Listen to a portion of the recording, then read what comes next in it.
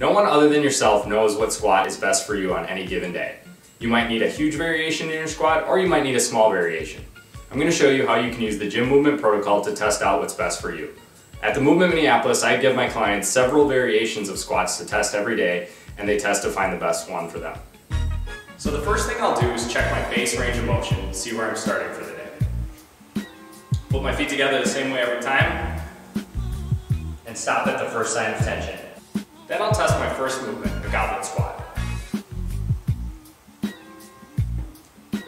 And test. Then I'll test my next movement, a front squat.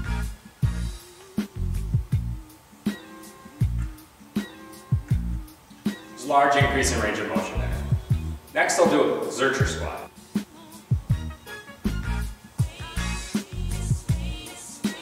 Finally, I'll test a split squat.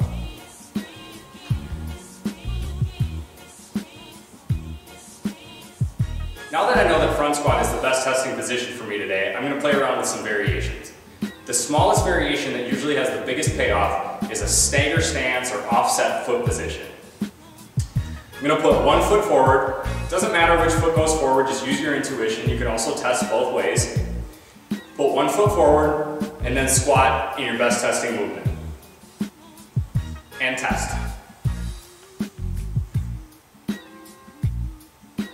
As you can see, I have significant range of motion improvement there. Next, I'll test out a heel lift. A lot of people have problems or issues with their ankle mobility that affects their squatting. As little as a 2.5 pound iron plate, which is about a 1/4 inch thick, can make a huge impact on their squat depth. I could also go up to a 2.5 pound bumper plate, which is about 1 inch thick, but I often find that this is actually too much for people. It's probably too stressful for their tissue. The smaller lift is better. So I'm going to stick with my best testing position, the front stagger stance, front squat, and test.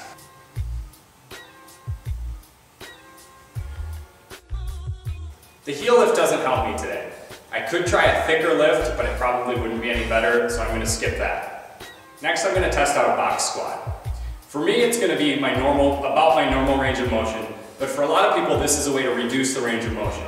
You can set up a box even higher than you would normally sit down to a chair, squat to that. Work within your limits, you can go lower and lower until you can squat to full depth.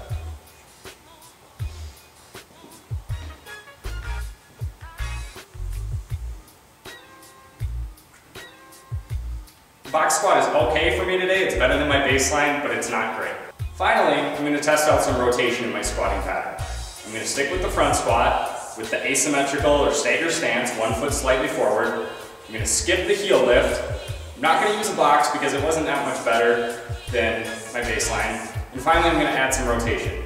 The rotation helps with people that might have a job where there's a lot of turning to one side, or a sport-specific application where your sport is very dominant to one side, which is pretty much every sport. For this one, I'm going to rotate over to my left, test that out.